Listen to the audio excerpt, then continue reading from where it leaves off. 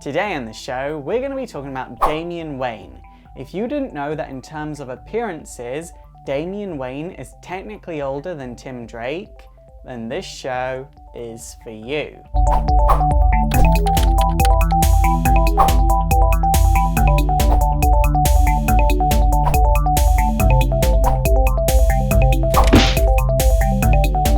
So, Damian Wayne. He would first appear in Batman Son of the Demon in 1987, but he wouldn't be named Damian Wayne until 2006. For all of you that don't know, Batman Son of the Demon was an Elseworlds graphic novel that was released in 1987, and it was initially considered non-canon. Damian would first appear as Damian in the Batman and Son story arc starting in Batman issue 655. His character as we know him today was created by Grant Morrison. An important thing for Grant Morrison fans to take note of is that Damian was created in a very different way to Flex Mentallo and the Invisibles. You see, Flex Mentallo and the Invisibles were both created by Grant Morrison as well, but they really drew from Grant Morrison's life more than anything else. Damian was created from pure imagination. So Damian is the son of Talia al Ghul and Bruce Wayne, and there's a very common misconception that that makes him Bruce Wayne's heir. He's not. That position is taken by Tim Drake. Damian was raised by the League of Assassins, and he was a master martial artist before ever being a preteen. However, he knew how to fight, and he knew how to kill, and he didn't know anything else. Eventually, Talia would turn up to Bruce Wayne and would be like, "Hey, here's your 10-year-old son that you didn't know about, okay, bye." Talia did this in an attempt to disrupt Bruce's work as Batman. It is also worth noting that Tim and Damian did not get along at all. Eventually, Talia would take Damian back and the two of them would be caught in an explosion. Talia wasn't really hurt by this explosion, but Damian would need organ transplants, and after his surgery he would survive. Talia would then take Damian to the Australian outback, where she would teach Damian about his grandfather, Ra's al Ghul. Talia would be unaware that White Ghost wanted to use Damian's body to resurrect Ra's al Ghul, thus essentially sacrificing Damian. Talia would only save her son in the very last moment, but Ra's would return nonetheless, so Damian would have to run away to the Wayne Manor. When Damian gets to the Wayne Manor, he tries to tell Tim about everything because Tim was the first person he ran into, but Tim does not believe a word of this, and the two of them fight. Damian would rush off to Alfred and try to tell him, but Tim would turn up and the two of them would fight again. Meanwhile, the League of Assassins are getting closer and closer to the Wayne Manor. Damian and Tim would then have to fight the League of Assassins, aided only by Nightwing. But Damian and Tim's fighting styles were very, very different, and as such, they couldn't work together. Damian and Tim would be captured, and Batman would be told that Ra's is going to use one of the boys as a vessel for his soul. Batman would offer his own body, but Ra's would reject this and would say that he wants a young body for himself. Batman would then suggest why not use the Fountain of Essence. It's like a Lazarus pit, but none of the crazy side effects. So the two of them would go off to try and find the fountain. This would leave Damian, Talia, Nightwing, Alfred, and Tim to fight the League of Assassins Sensei. But Damian would go off to try and be with his father and would almost get captured by Ra's al Ghul. After this, Talia would take Damian away and the two of them wouldn't be seen again for a little while. It is worth saying that Bruce did indeed do a DNA test on Damian to determine whether or not the two of them were father and son, and the answer was yes. Damian would return to the Wayne Manor in Batman R.I.P. when Black Glove would commandeer the Batmobile, and he would have to save Batman. Then, after Batman's death in Final Crisis, Alfred would become Damian's legal guardian, and Nightwing would be left to train Damian. I think it is worth taking note of the fact that Damian needed to be trained. He could fight, but he couldn't do much else, which is useless for the Bat family. Eventually, Battle for the Cowl would come about, and Gotham would deteriorate into a horrible state. There were gang wars, violence, riots, and Arkham would be blown up. And all of the criminals know that Batman is no longer about. Tim says to Dick that he has to become Batman, but Dick just kind of blows this off.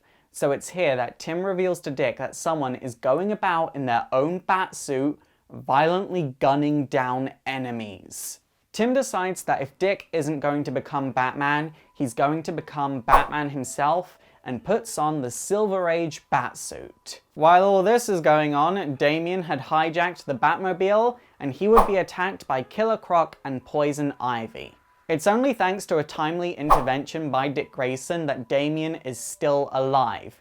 The two of them would go away on a hang glider, and they would be shot out of the air and surrounded by a gang.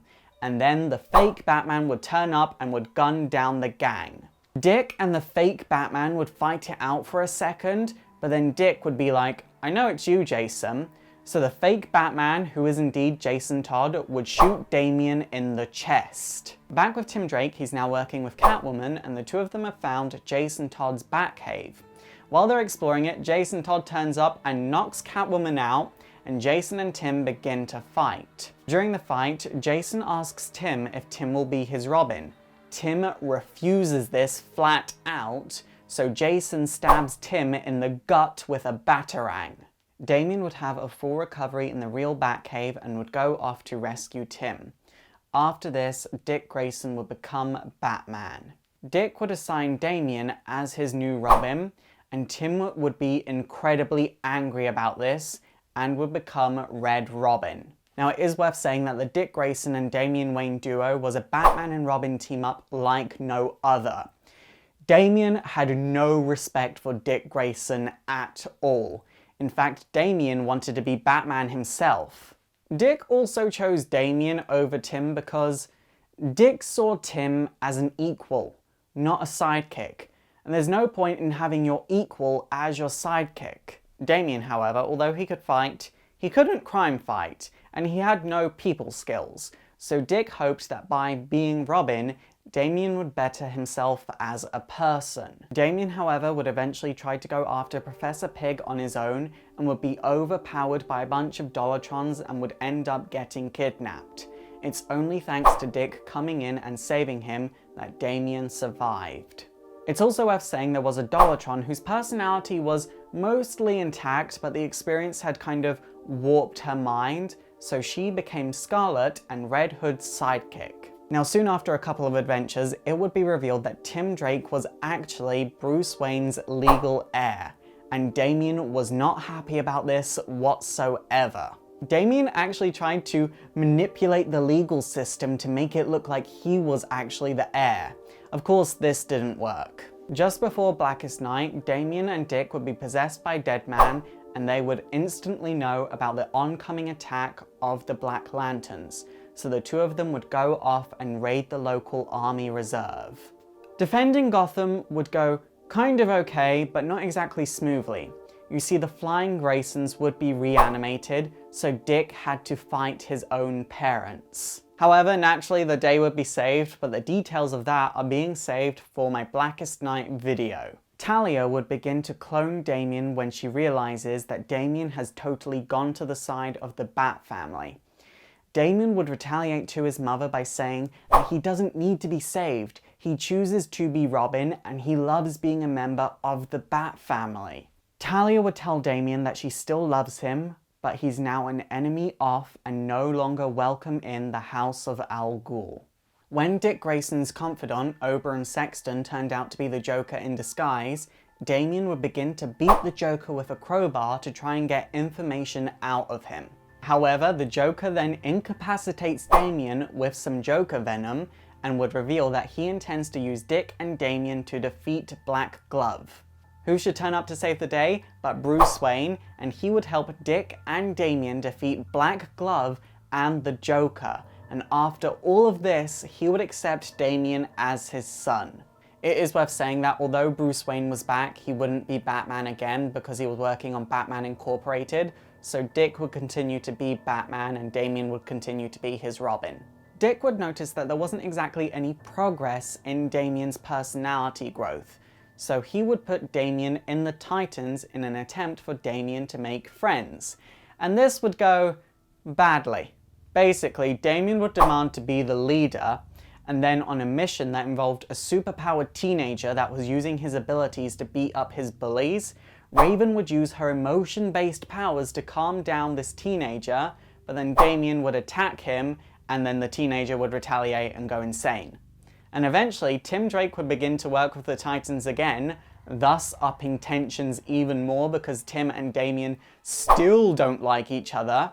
And Ravager actually points out to Damian that he ups the snark factor for his brother, and the two of them turn around and say, "He's not my brother." Soon after this, Damian would quit the Titans and would say that it was obvious that Tim was the Robin that the Titans liked better. However, upon Damian's return to Gotham, he was a lot more patient, and he didn't try to use his weapons as much, and he really did grow as a person while he was with the Titans.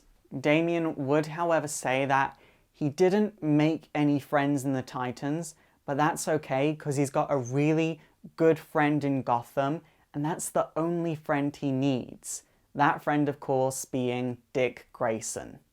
And that was such a sweet note to end on because soon after this, the New 52. As most of you should probably know by now, and if you don't know, then you're very behind on the times, Damian dies in the New 52. He's essentially killed just after Batman Death of the Family.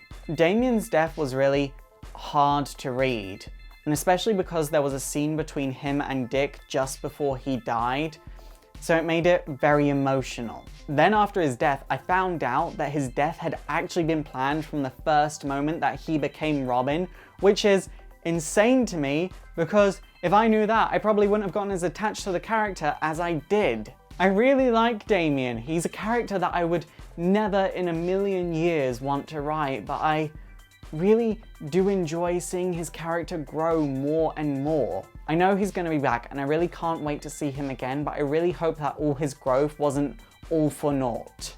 It's super effective! Okay guys, that is it for today. If you think I missed anything about Damian Wayne, please let me know in the comments down below. Also don't forget to thumbs up and subscribe if you want to see more history, and also don't forget to support the show by checking out my Patreon, like me on Facebook, follow me on Twitter, and subscribe to my gaming channel.